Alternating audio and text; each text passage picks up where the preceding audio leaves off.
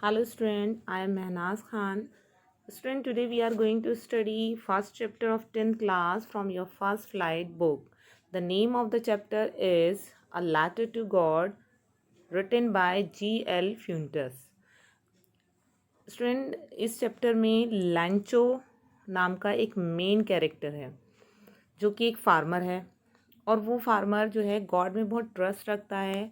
उसके साथ एक ऐसी प्रॉब्लम आ जाती है, हार्डशिप आती है उसके, कि उसकी सारी हार्वेस्ट ख़त्म हो जाती है। इवन उसकी 1 ईयर की लेबर ख़त्म हो जाती है।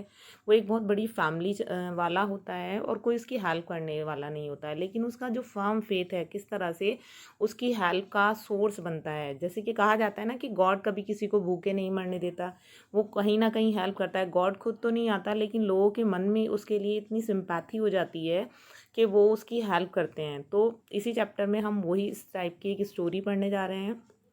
Let us start the explanation of the chapter. The house, the only house in the entire valley, set on the crest of a low hill. From this height, one could see the river and the field of ripe corn, dotted with the flowers that always promise a good harvest. The house, student, here is written the house. Normally we write house, लेकिन यहाँ the house इसलिए लिखा गया है क्योंकि ये something special है। क्यों स्पेशल है? The only one in the entire valley, पूरी वैली आप देख सकते हैं इस पिक में। ये एक पूरी पिक है, इसमें पूरी वैली में सिर्फ एक ही हाउस है, इसीलिए इसको द हाउस कहा गया है। And sat on the crest, crest कहते हैं टॉप ऑफ द हिल। एक पहाड़ी की जो चोटी होती है उसको क्रिस्ट कहा जा सकता है। ऑफ अ लॉ हिल, जब छोटी सी पहाड़ी होती है उसके ऊपर वाले हिस्से को क्रिस्ट कहा जाता है। From this height one could see the river and the field of ripe corn. Means वो इतनी हाइट थी इस हिल की, इस ऊंचाई से जो ये घर है यहाँ से कोई भी जो है रिवर को देख सकता था, राइप कॉर्न को देख सकता था। ठीक है, कॉर्न में क्या था? Dotted with the flowers. आप यहाँ नोटिस कर सकते हैं कि कहीं कहीं फ्लावर्स थे जो कि डॉट की तरह थे, जस्ट लाइक डॉट लगी हुई हो कहीं कहीं। ठीक है, with the flowers that always promise a good harvest. Means harvest को देखकर ये लग रहा था, जिसमें फ्लावर्स आ रहे थे, कि ये जो है एक अच्छी हार्वेस्ट होने वाली है। और ये घर किसका है? ये लैंचो का घर है। ठीक है, ये क्रॉप किसकी है? जो कॉर्न हार्वेस्ट है, मकई की फसल है, ये लैंचो की है। The only thing the earth needed was a downpour. Means earth को, जो उसकी फसल वाली जगह है, उसको एक चीज़ की ज़रूरत थी, वो डाउनपोर और at least a shower. What is the difference between downpour and shower? Downpour use हो रहा है वर्ड हैवी रेनफॉल के लिए, और जबकि शावर यूज़ हो रहा है जो मिल्ड रेन होती है, मीन्स हल्की फुल्की बौछार के लिए। Through out the morning लैंचो who knew his field intimately. अब यहाँ कहा जा रहा है थ्रू आउट, पूरी सुबह से ही जो लैंचो मेन कैरेक्टर है, जो कि अपने फील्ड को बहुत अच्छे से जानता है।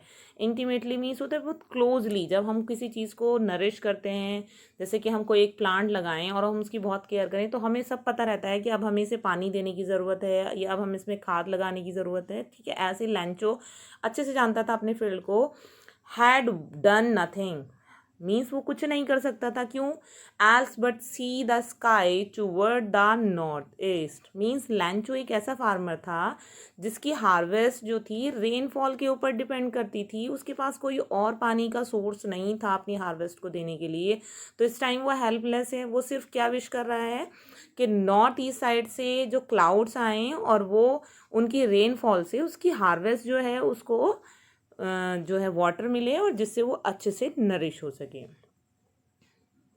Now we are really going to get some water woman.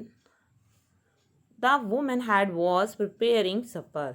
Reply yes God willing. अभी वो क्या कहता है? लैंचो बात कर रहा है कि कोई वुमन है, मे बी प्रॉबेबली उसकी वाइफ ही है, तो वो उसे कहता है कि अब हम जल्दी ही पानी को प्राप्त करने वाले हैं, मीन्स बारिश आने वाली है। द वुमेन वॉज प्रिपेयरिंग सपर, सपर कहते हैं इवनिंग मील्स को, डिनर को कहते हैं हम। तो वो शाम का खाना बना रही थी वो लेडी। तो वो रिप्लाई करती है यस गॉड विलिंग, गॉड की शायद ऐसी ही इच्छा है। The older boys were working in the field, जो उसके ओल्डर बॉयज थे, जो बड़े लड़के थे, वो खेतों में काम कर रहे थे। While the smaller one were playing near the house until the women call them all come for dinner. जो छोटे बच्चे थे वो फील्ड के पास जो है अपने घर के पास ही खेल रहे थे। ठीक है, अब फिर बाद में क्या होता है कि वो वुमेन जो है खाना तैयार करने के बाद उनको डिनर के लिए आवाज़ देती है। It was during the meal that just as Lencho had predicted. What is the meaning of predicted? Means forecasting करना, मीन्स पहले से ही उसने जो भविष्यवाणी की थी। तभी क्या होता है, big drops of rain began to fall. You can see here in this picture. जैसे लैंचो और उसकी फैमिली खाना खाने के लिए जाती है, डिनर करने के लिए जाती है, और लैंचो ने जैसे गैस किया था उसी के अकॉर्डिंग जो है उसकी विश जो है पूरी होती है और रेन ड्रॉप्स उसको दिखाई देना शुरू हो जाती हैं। In the north east huge mountain of cloud could be seen approaching. अब वो कहा जा रहा है कि नॉर्थ ईस्ट से एक बहुत बड़ा सा माउंटेन जैसा, पहाड़ जैसा बड़ा सा क्लाउड आते हुए देखा जा सकता था। The air was fresh and sweet. अब क्या होता है बेटा, जब बारिश होती है तो एक जो फर्स्ट रेनफॉल होती है उसके बाद जो है, जो हमारी लैंड होती है, जो हमारी अर्थ होती है, उसमें से एक अजीब सी स्मेल आने लगती है, बहुत भीनी भीनी सी सुगंध आने लगती है। तो वो कह रहे हैं कि उसी की ही स्वीट स्मेल और फ्रेश एयर चलनी शुरू हो गई। The man went out for no other reason than to have the pleasure of feeling the rain on his body. अब वो जो मैन है, the man is use for लैंचो। लैंचो क्या करता है, खाना खा रहा है वो, लेकिन वो घर से निकल कर आता है, उसे कोई और रीज़न नहीं है, जब प्लेजर की फीलिंग है, उसको बहुत खुशी हो रही है कि मेरी फसल को अभी पानी की ज़रूरत थी और अब रेनफॉल शुरू होने वाली है। तो वो जो रेन ड्रॉप्स है वो अपनी बॉडी पर फील करता है, मीन्स जैसे हम बारिश में बाहर निकलते हैं तो सबको मज़ा आता है बारिश में भीगने में, तो ऐसे ही वो करता है। When he return he exclaim. वो एक्सक्लेम क्यों कर रहा है, वो खुश क्यों हो रहा है, सरप्राइज क्यों हो रहा है? वो कहता है these are rain drops falling from the sky. देखो ये बारिश हो रही है स्काई से। They are new coins. वो उसके लिए न्यू कॉइन्स थी। न्यू कॉइन्स यहाँ पर इंडिकेट करता है गोल्ड कॉइन्स को। And the big drops are 10 cent pesos and the little one are 5। अब वो क्या कह रहा है कि जो बड़ी बड़ी बूंदें आएंगी तो वो 10 cent के बराबर होंगी, और जो छोटी बूंदें होंगी वो 5 cent के बराबर होंगी। मीन्स वो इसको ऐसे क्यों कह रहा है, वो ऐसे इसलिए कह रहा है क्योंकि जितना भी वाटर मिलेगा, अगर अच्छी बारिश होगी तो उसकी हार्वेस्ट जो है बहुत अच्छी हो जाएगी, फ्लरिश हो जाएगी, और अगर उसकी बारिश थोड़ा कम होगी तो थोड़ा सा कम फ्लरिश होगी, लेकिन इनकम का सोर्स है। You can compare this here. यहाँ पर उसने रेन ड्रॉप्स बनाए, सैंड्स बनाए हैं या रेन ड्रॉप्स बनाए हैं। जितनी ड्रॉप्स बड़ी होंगी उतनी फसल को ज़्यादा पानी मिलेगा, उतनी इनकम ज़्यादा होगी, फसल अच्छे से फ्लरिश होगी। जितनी नॉर्मल अगर होगी तो वो नॉर्मल फ्लरिश होगी। With the satisfied expression, he regarded the field of ripe corn. अब क्योंकि उसने पूरे साल उसमें मेहनत की है तो वो एक सेटिस्फाइड है कि अब मेरी फसल को जो है पानी मिलने वाला है, तो वो रिगार्ड करता है, मीन्स निहारता है, बहुत ध्यान से देखता है अपने फील्ड को, राइप कॉर्न को। विद इट्स फ्लावर्स, इसके फ्लावर्स को देखता है। रैप्ड मीन्स जो किसी चीज़ में कवर होता है, लिपटा हुआ होना, तो यहाँ पर ये रैप है, क्या है, इन आ कर्टन ऑफ रेन। जब बारिश होती है तो एक कर्टन सा आने लगता है सामने, तो उसको देखता है वो। And but suddenly a strong wind began to blow. अचानक क्या होता है, बारिश के साथ साथ एक स्ट्रॉन्ग विंड जो है ब्लो होना शुरू हो जाती है। Along with the rain very large hello storms, बारिश के साथ साथ बहुत बड़े बड़े ओले आना शुरू हो जाते हैं। You can see here in this picture, firstly the rain is here and then it started hail storm. What are the hails क्या होता है, the frozen pieces of the ice, जो बर्फ के टुकड़े से होते हैं वो हेल स्टॉर्म कहलाते हैं। तो वो शुरू हो जाते हैं गिरना। These truly did resemble new silver coin. अब ये क्या कर रहा है यहाँ पर, resemble, बिल्कुल उसके जैसे लगना. जो हेल स्टॉर्म है वो सिल्वर कॉइन की तरह लग रहे हैं. And the boys exposing themselves to the rain.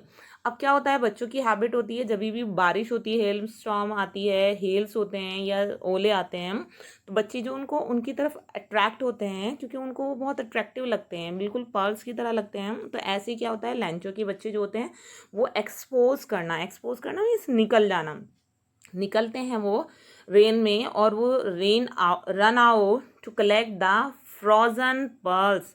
Frozen pearls किसके लिए यूज़ हो रहा है, हेल्स के लिए यूज़ हो रहा है. फ्रोजन क्यों, जमे हुए पर्ल्स मोती की तरह, बिल्कुल वो वाइट हैं, और जिसको राइटर कंपेयर कर रहा है, रिजेंबल कर रहा है सिल्वर कॉइन से. यहाँ पर सिल्वर कॉइन यूज़ हो रहा है हेल्स के लिए जो कि फ्रोजन पर्ल्स हैं, और गोल्ड कॉइन और ये बिग कॉइन और स्मॉल कॉइन यूज़ हो रहा था रेन ड्रॉप्स के लिए. लेकिन क्या होता है कि बेटा जब ये हेल गिरते हैं, ओले जब पड़ते हैं, उनमें एक फोर्स होती है जो हर चीज़ को डैमेज कर देती है.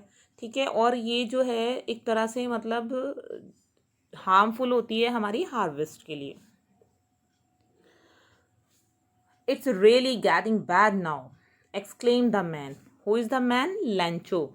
लैंचो कहता है कि अब तो ये बहुत बुरा होने लगा है. मीन्स अच्छा था कि बारिश हो रही थी, बट धीरे धीरे वो हेल स्टॉर्म में चेंज हो गई, और अब उसके बाद जो है वो ज़्यादा हो गई. I hope it pass quickly,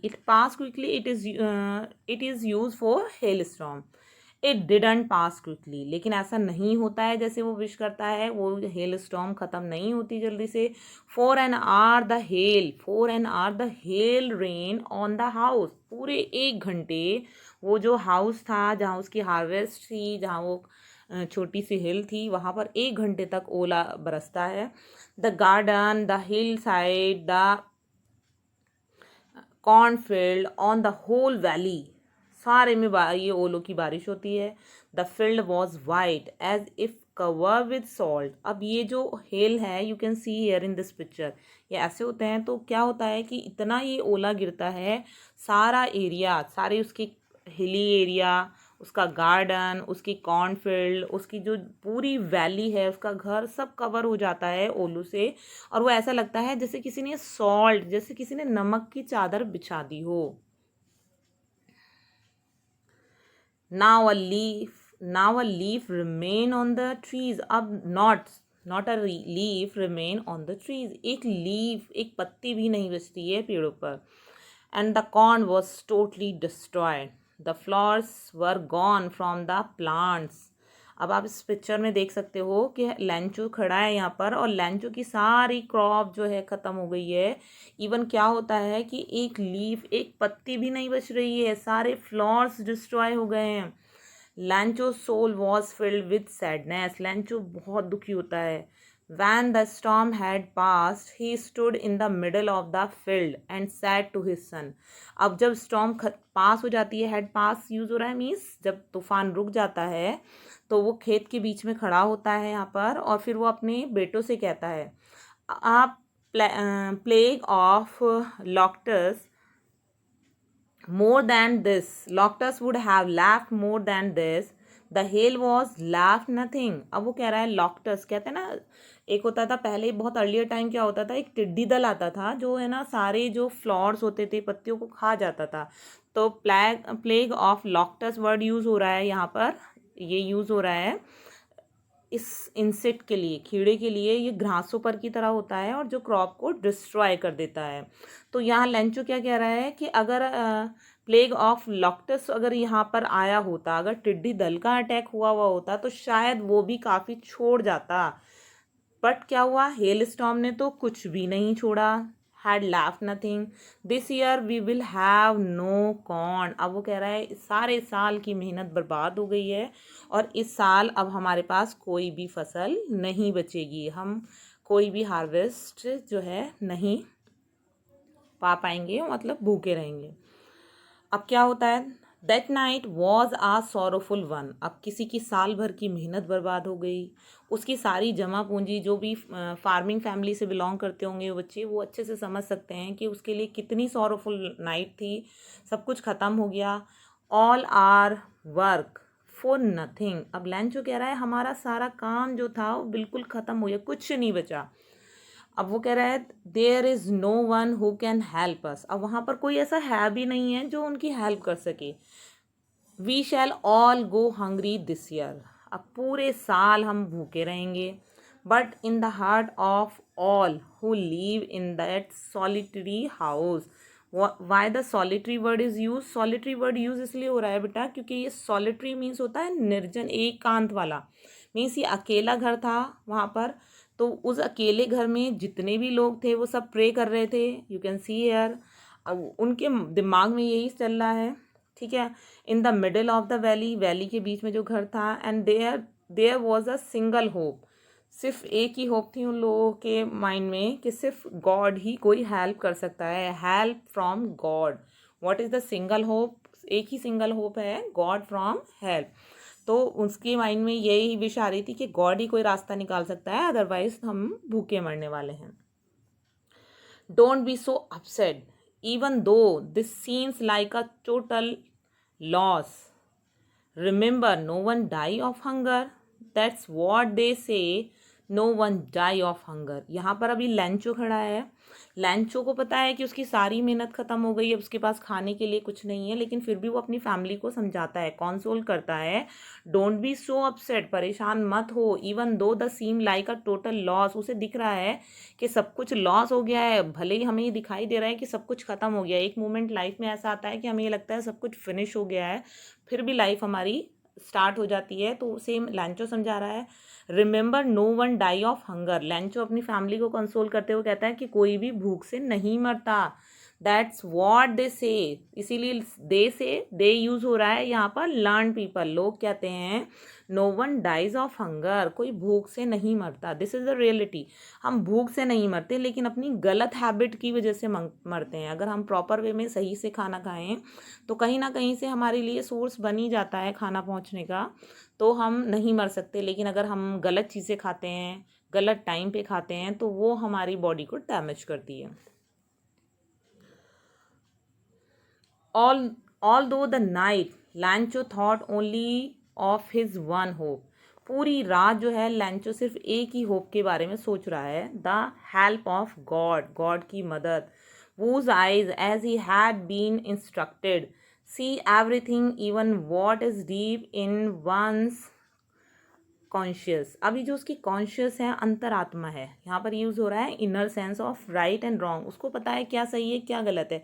भले ही वो दूसरे को समझा रहा है, लेकिन वो बहुत ज़्यादा डिप्रेस है, वो बहुत ज़्यादा टेंशन में है। सारी रात वो सोता नहीं है, सारी रात वो सोचता रहता है। लैंचो was an ox of man. लैंचो मतलब एक ऑक्स ऑफ मैन की सेंस आ रही है कि बहुत हार्ड वर्कर था, एक ऑक्स की तरह, एक बैल की तरह कठोर परिश्रम करने वाला था। Working like animal in the field, animal की तरह बहुत ज़्यादा मेहनत करता था। But still he knew how to write, लेकिन फिर भी वो पढ़ा लिखा था, उसे पता था कैसे लिखा जाता है, कैसे पढ़ा जाता है। Student, hope you have understood the explanation. We will continue our explanation in next part of this chapter. Thank you. Have a good day. Bye bye.